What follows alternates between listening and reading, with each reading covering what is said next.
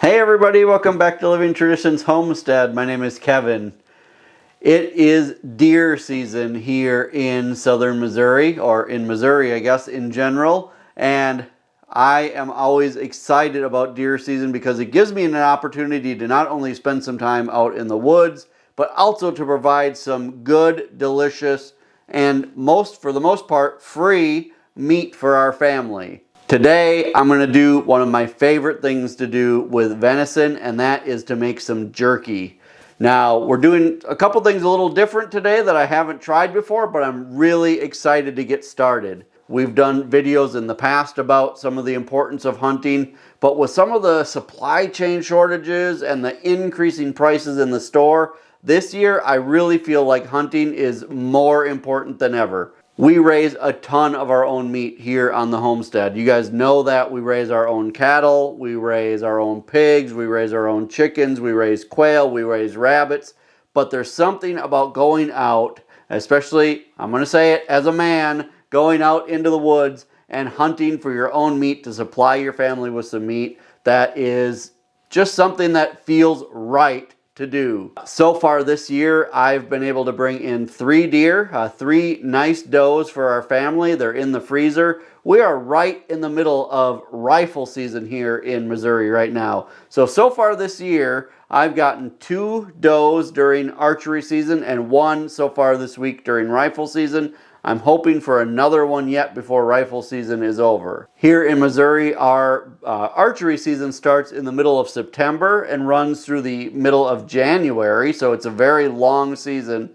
But then rifle season is only 10 days long, right in the middle of November. That's where we are right now. In southern Missouri, where we live, we have a very strong deer population. So it's not uncommon for people around here like us to get 4 or 5 deer for their family during a hunting season. The deer here aren't exceptionally big, but they are very nice. So on average, for I'd say kind of an average sized doe, we'll end up with about 35 pounds of meat, ground meat, back straps, tenderloins, all of those things. We'll end up with about 35 pounds of meat, plus we save the bones to make broth, and that is what we would consider a very nice doe. Personally, I'm not a trophy hunter. I don't go out there just looking for the biggest bucks. I go out there honestly looking for a nice sized doe because as far as meat goes, does are much better eating than a big buck. Now, if a big buck walks in front of me, I'm not going to turn it down. I will probably take a shot at it, but that's never my intention. My intention when I go out hunting is to get some meat to bring back for our family. Now on our farm we have cattle, but prior to having cattle for the last 6 or 7 years, venison has really been the only red meat that we've consumed. Here we don't consume meat that we don't raise or hunt. So the fact that we didn't raise any type of red meat before means that the only red meat that we consumed were things that we could hunt. Now occasionally someone would give us a little beef that they raised here or there. If we trusted the source, we would eat that. But we don't go to the store and we don't buy meat, and we don't buy or eat meat for the most part unless we go out to a restaurant once in a while that we didn't know. We like to have meat from sources that we know and trust. And that's really why hunting is such a big deal here on our homestead, and it's something that we try to do every year as much as we can. Not only is it the most cost-effective meat that we can get, but it is so nutritious and so delicious. We just absolutely love it.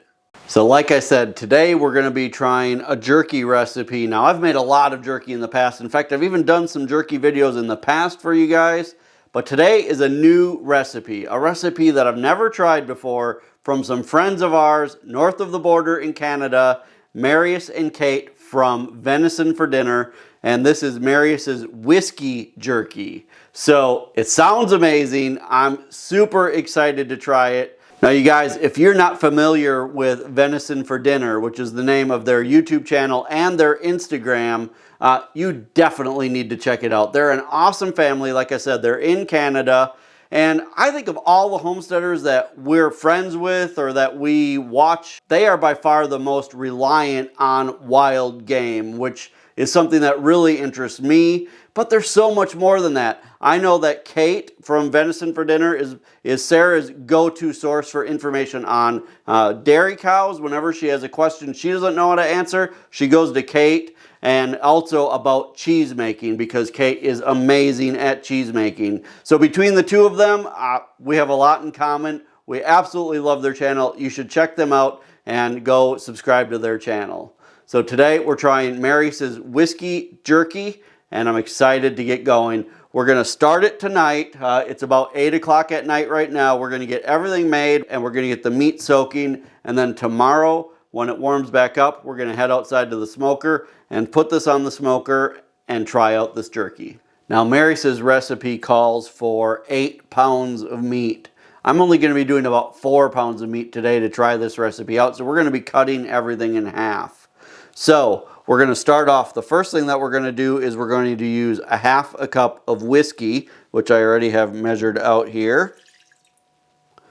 And then we're also going to be using a half a cup of either soy sauce or liquid aminos. We use liquid aminos because we can't find non-GMO soy sauce in our area, but the liquid aminos, which is a soy sauce alternative, is non-GMO. So we try to be non-GMO as much as possible. So we're going to add half a cup of that. And then we're also going to do a half a cup of rice vinegar.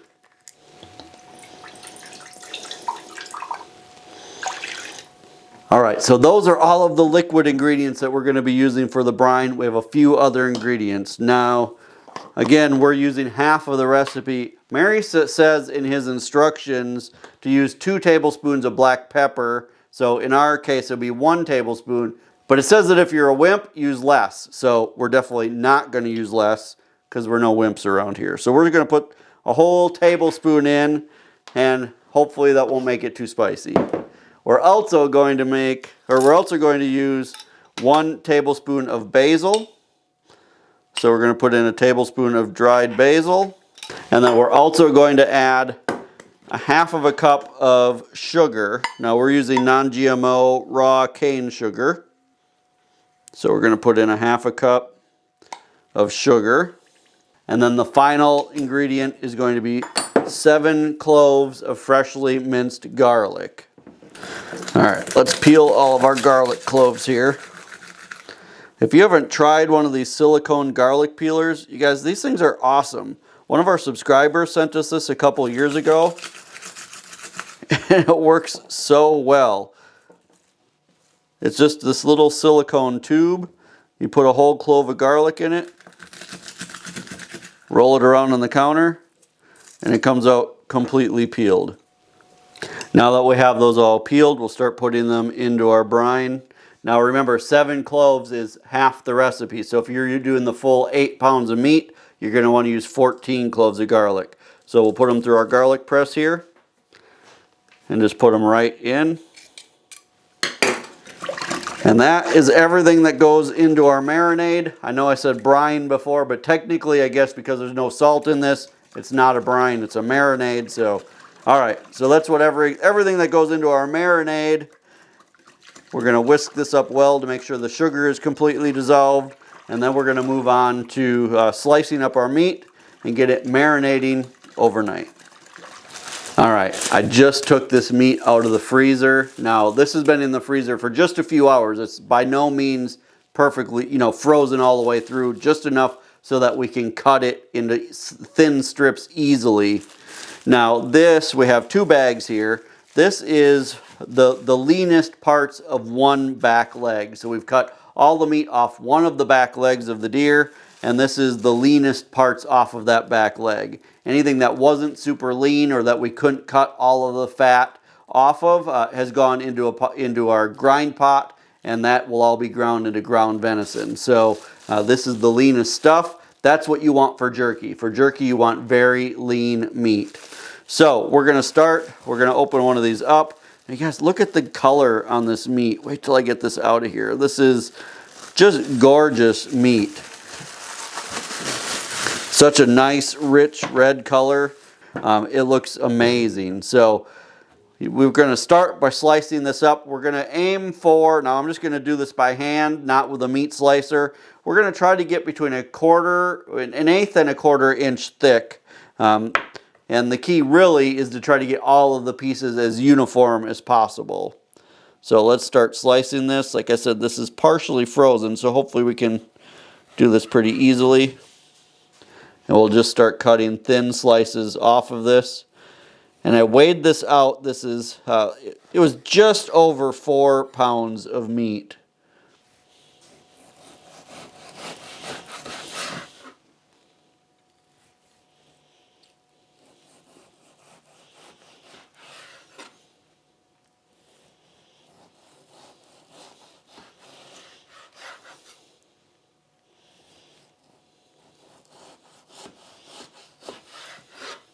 All right, I'm going to work on getting all of this cut up, and then we'll be back as soon as it's time to add this to the marinade. All right, we've got all of our venison sliced up. Look how beautiful that looks. Now again, this is just over 4 pounds. It was like 4.5 pounds of venison. So I've taken my marinade and I've put it into a measuring cup. What we're going to do is we're going to put this meat into 2 freezer bags. I'm going to divide it in half, and then we're going to put half the marinade into each bag. I'm just going to kind of eyeball what I think half of this is.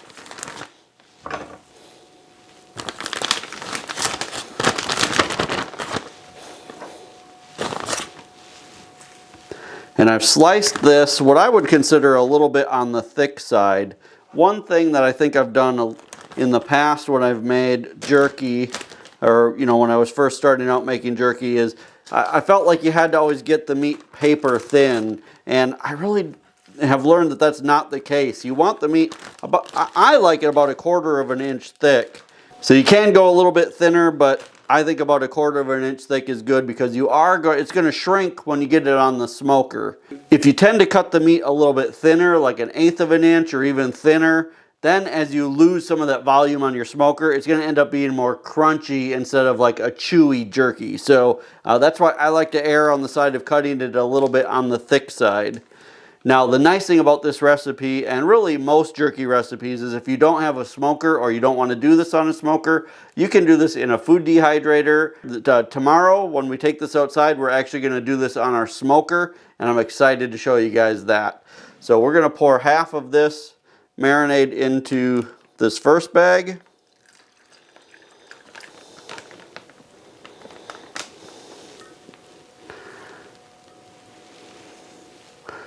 I'm left-handed, so they always put the markings on the wrong side for left-handed people, but I'm going to try to get this to a cup.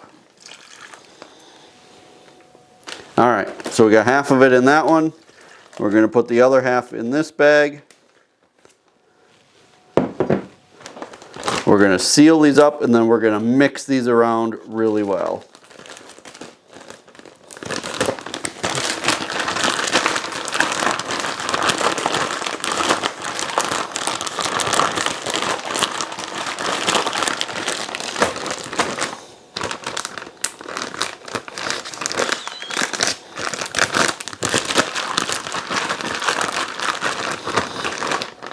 All right, so now we're going to put these in the refrigerator. I'm going to let these sit. In my case, it's probably going to be 14 or 16 hours before I get these on the smoker. By the time we're done with chores and everything tomorrow morning, these are going to be on the smoker probably sometime around noon tomorrow, maybe a little before if we're lucky. But so it'll be sitting here for quite a while.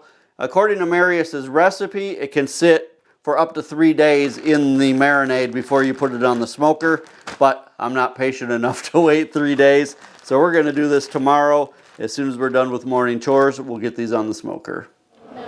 Well, it's the next morning. We just finished up our morning chores. It's about 10:30 or so in the morning right now, and I've got my smoker heating up. Now, you guys, I've done videos for you in the past showing me smoking different things, and you probably noticed that I have a different smoker. I've, in the past, always used the electric, like stand-up smokers, kind of a vertical smoker. But to be honest, in 10 years now that I've been smoking meats, I've gone through 3 of those. So it's probably time to try something else. So I actually picked this smoker up at Walmart just at the end of the season this year. It's a pellet smoker. I'd looked at these for a long time, but I wasn't real sure how I would like them. And because I knew this time around we were going to be running this new shop off solar, these use some electricity. I wasn't sure if that was going to work. This thing has worked great. I'm running it 100% off the solar system inside of the shop, and it really uses very little power at all. So I've been super happy with it. In no way affiliated with the company or anything, but it seems to be working really well. Like I said, I just picked this up at Walmart. Now, for those of you who aren't familiar with pellet smokers use these little wooden pellets that you load in. That was another thing I was always a little leery of. I'm always a little leery of things that you need to buy things on an ongoing basis, because I'm always afraid it's kind of a scam that they're going to try to rip you off on the cost of things. After using this thing now for a couple months and comparing it to like my charcoal grill, because I don't like cooking with gas, so comparing it to like the amount of money I was spending on good charcoal for a charcoal grill, I actually think the pellets end up being significantly less expensive. And the fact that I can then run it off the solar makes it a perfect fit for me. So anyway, not trying to sell you on this. This recipe that we're doing today, you can do on any type of smoker. If you don't have a smoker, you can do it in your dehydrator or any other, appliance that you feel comfortable making the jerky in. I'm going to do it today on my smoker. Now, along with the smoker, we're going to be using one other thing, because the thing I have found is that these don't put out a ton of smoke, and I want a lot of smoky flavor in this jerky today. So we're going to use a smoking tube as well. So let me show you that. We'll get that started, and then we'll move on to getting our jerky on the smoker. All right, so like I said, today we're going to be using a smoker tube on the smoker. I just picked up on Amazon. I'll leave a link to it if you guys want to check it out. But this adds a lot of extra smoke to your smoker, and you can use these in any type of smoker. It doesn't have to be a pellet smoker. So basically what you do with one of these smoker tubes is you fill it up though with the pellets. Today for this jerky, we're going to be using a fruit blend, so it's like apple and cherry wood, and I think that's going to give a really good flavor to the meat. So we're going to fill this all the way up with pellets, just like that. Set those off to the side. And then what we'll do is we'll use a propane torch or some kind of torch, and we'll light this to get those pellets lit from the bottom up.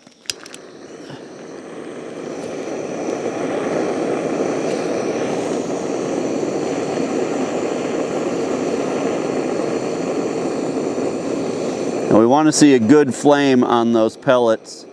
And then basically once they're lit, we're just going to let this sit here for 10 minutes so that the flames kind of engulf the whole thing.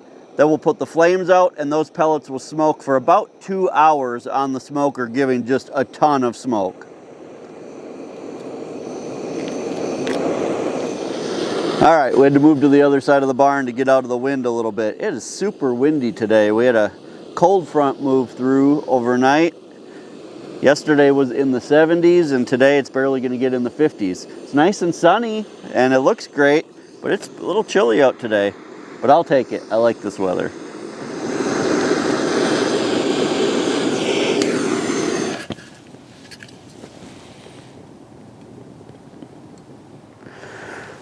All right, you guys, it's time to start loading our meat onto our trays. I like these disposable trays. I just picked these up at Walmart too. They call them disposable, but I use them for a long time before I actually get rid of them. But now this meat has been marinating overnight in the refrigerator. Look how awesome that looks. And the thing with jerky is when you're loading it on your trays, you can load it tight. It doesn't matter if it touches just a little bit, because it's going to shrink quite a bit in the smoker. And I can fit 4 of these trays on this smoker. I measured it earlier, so hopefully we can fit all of this meat on 4 trays.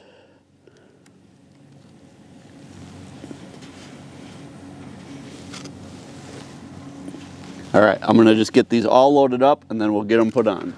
All right, we've got all of the meat loaded on our trays. It ended up being 4 trays. We've got our smoker tube has been burning. You can see coals at the bottom and a lot of smoke coming out. So we're gonna put this onto our smoker now. We try to do this quickly so we don't lose all of our heat. So this just lays at the back of the smoker like this, and then that will slowly burn across to get all of that smoke. It'll just kind of smolder in there for the next couple hours. All right, so we're gonna load our trays of meat here. And do this as quickly as we can so we don't lose all of our heat. And we're gonna smoke these. We're gonna start at 180 degrees for the next 2 hours. And then we may turn it up a little bit, maybe to 200 or so for a couple hours after that.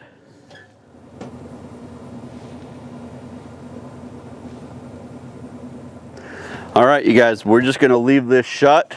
Our temperature is, well, it dropped a little bit since we opened the top, but we're at 165 degrees, so we're gonna let that get back up to 180. And again, we're gonna keep it there for 2 hours. I'll see you back in 2 hours when we come to check on it. All right, you guys, my timer just went off that it's been 2 hours. You can still, we're still getting quite a bit of smoke coming out. Our temperature has been holding stable right at 180 degrees, which is perfect.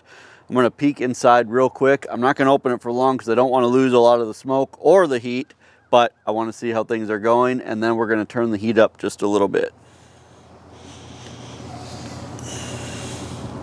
Wow, that is looking great. All right. Ooh, it smells good too, you guys. Oh, that smells really good. I wish I could eat it right now, but I can't, so we're gonna have to wait. So we've had it at 180 degrees.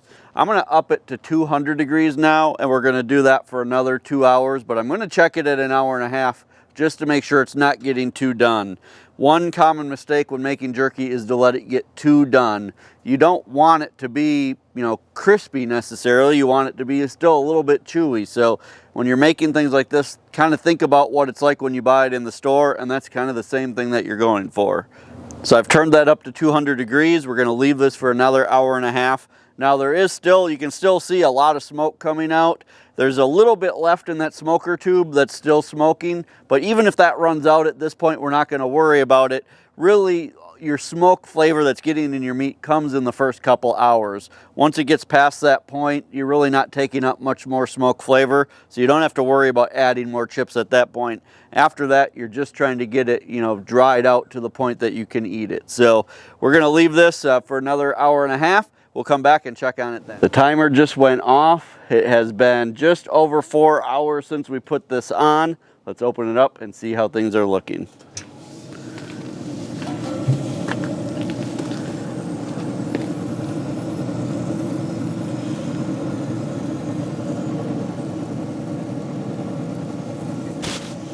All right, this jerky is officially done. I've had the probe from the grill in there, and I double checked it with a regular meat thermometer, and we are over the 165 mark, so this stuff is done. I'm gonna start taking this off. As soon as it cools just a little bit, we're gonna give it a try. Nice thing about doing them on these trays is I can just take everything off at once.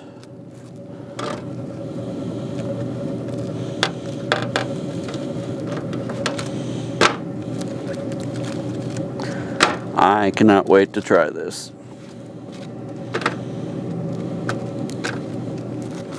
I know Sarah spoke with Kate from Venison for Dinner earlier today, told her we were making this, and she can't wait to hear what we think of it. I hope she knows that I can be quite the jerky critic, so this has to live up to some pretty high standards here. Not really. It's dried meat. How can it be bad, right?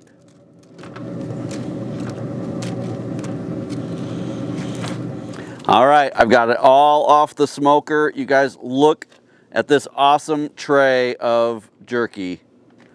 Now, I promise I haven't tried a single bite of this yet. As tempting as it was, I actually was about to put some in my mouth, and then Sarah said, no, you need to wait. So I'm gonna try one. I'm gonna try one of these that's a little bit thicker like this. You guys, it smells so good. Let's give it a try.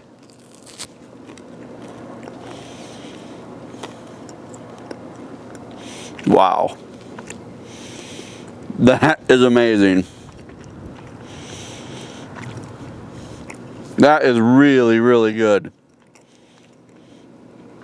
I can tell you, I was a little bit worried that there wasn't added salt in the marinade, that I didn't think it would be salty enough, but it's awesome. That soy sauce or the liquid aminos gives it just the right amount of salt. Well, this recipe is definitely a winner. We'll make sure we put the recipe in the description of the video along with a link to Venison for Dinner so you can check them out as well and find other great recipes from them. But this is one, this is probably going to be my go-to recipe from now on. So thank you so much, you guys, for sharing this with us.